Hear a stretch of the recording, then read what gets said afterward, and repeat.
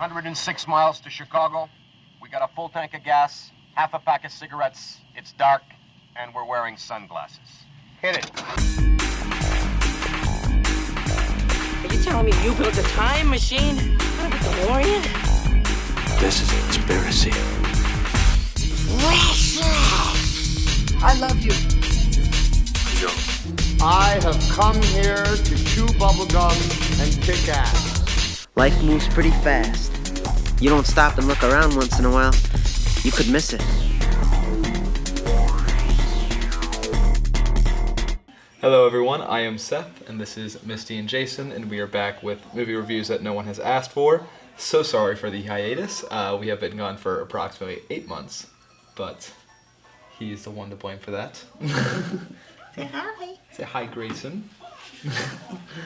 And for this episode, we will be talking about the 2022 film The Whale, directed by Darren Aronofsky, starring Brendan Fraser, Sadie Sink, Hong Chow, and Ty Simpkins.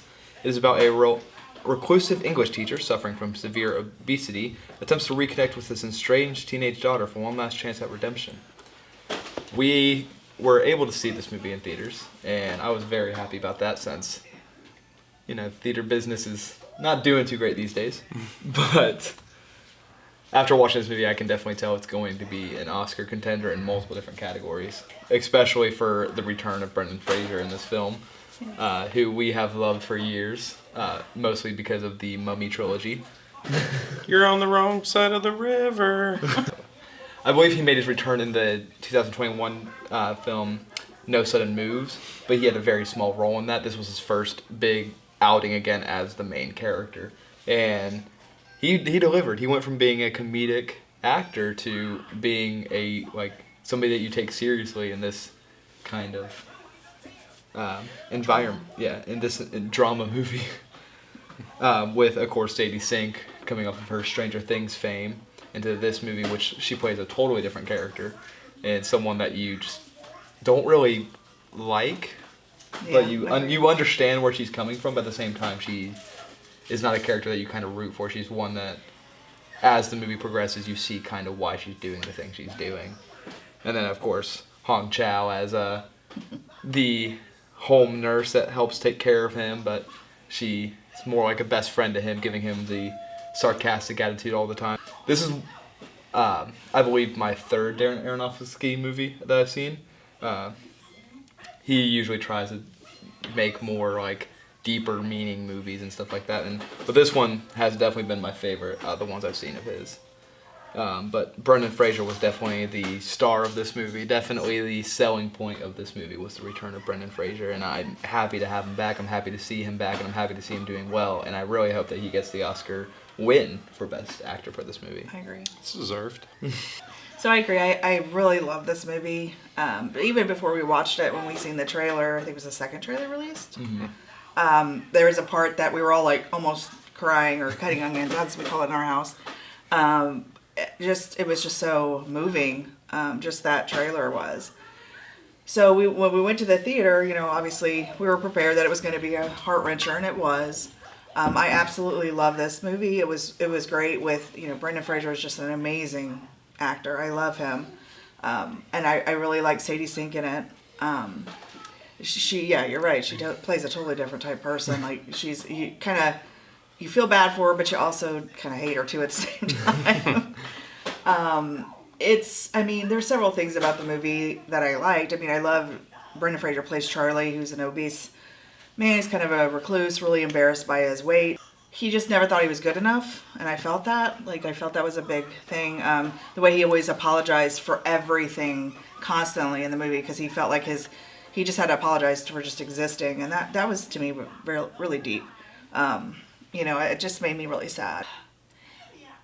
I think Brendan Fraser even did some comedic parts with the nurse. I thought they played well off of each other. They had great chemistry. The costume, or whatever, would that be his costumes, or the fat suit? The fat suit or whatever. The makeup artist. Makeup artist, yeah. Oh, shout out.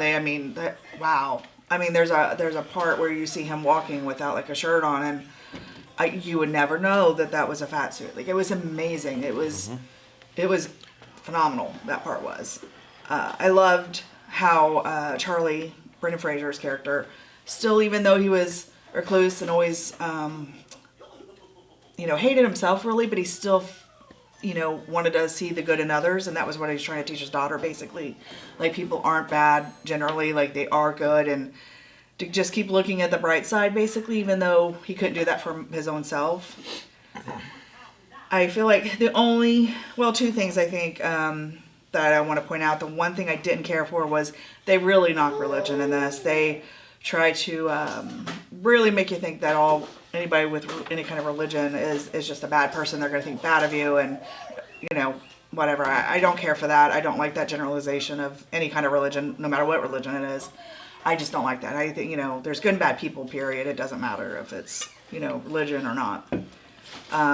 I think the other thing I don't, and this has nothing to do really with the movie or the people in it, is I've seen a lot of people say, upset that Brendan Fraser somebody else wasn't cast besides Brendan Fraser, but, they wanted somebody who was actually 600 pounds. Why couldn't they play it? Or, somebody who was actually a gay 600-pound man. And I don't understand that. Like, it's acting. Like, I don't know, you're just not going to have somebody, that's not really acting. It is, I guess, still to a point because it's not their story, but to me that's just ridiculous. It's all about just being an actor and doing your roles, and it doesn't matter if you're that person in real life because, that just shows what a great actor he is, that he was able to portray that, and it looked, perfect, in my opinion. So, anyway. I agree. It was a wonderful movie. Brendan Fraser, yeah, you watch that movie and you think he's next up to see that doctor reality television show who makes everybody the old man 600-pound life, because you think he's waiting in line for that because it was the makeup artist was done so well. Brandon played the part so well. I saw an interview where he said that the suit really did weigh a lot, so it was hard for him to get up and down, which made it much more believable and realistic. So phenomenal job all the way around on how that looked. Yeah, Sadie Sink, I really, she's the character you love to hate, right? Yeah. So you really don't like her character throughout the movie. However, she portrayed a rebellious daughter to a T. She did a really nice job with it. You got to give her props on that as well. Hung Chow, I really think, her banter, as Misty said, with Brandon Fraser was phenomenal. Did a really nice job with it.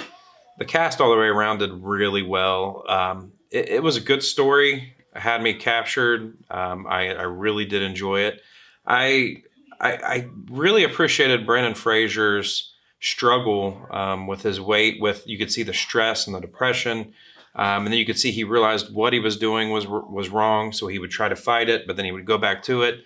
It was that back and forth battle with how much do I overeat? Should I overeat? Should I stop?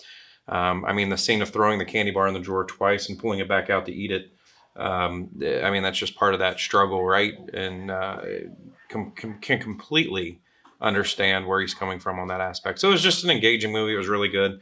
I do agree with Misty of the generalization of religion being bad as a total concept. The one part I didn't like is they said in there, religion's never saved anybody. That was the one line that stuck with me. Like, that's not true.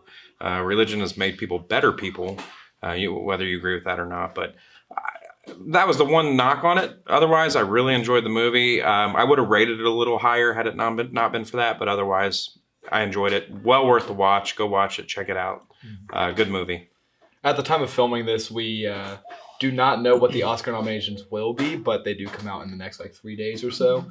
But at the time of recording this, we do not know. But I would bet for a fact that there's a certain lock on Brendan Fraser for Best Actor and a lock for this for Best Picture. If you were a betting man, you'd place money down right now. Yes. I get it. But from my final rating, this movie did get me a bit misty-eyed in the theater, so I would have to go with 4.5 on this movie for me. I gave it a 4. And I gave it a 3. I rate movies harder than everybody else. I will say I watched it twice. So I went first with Seth, and then I went back when Misty watched it 2 days later. I think I enjoyed it more the second time because I was a little more taken back the first time about the concepts we talked about. I think I got more engaged into it the second time but because I knew what to expect going in, I kind of connected or enjoyed it better watching it a second time. All right. Well, there you guys have it. That is our reviews for The Whale, the 2022 film. it's a fantastic film. Definitely go see it Go if you see can. it. Watch it. Yeah. Watch it. And Brendan Fraser, you deserve all this recognition you're getting right now. You deserve the world. Yes. But thank you guys for watching. Please subscribe if you guys did enjoy.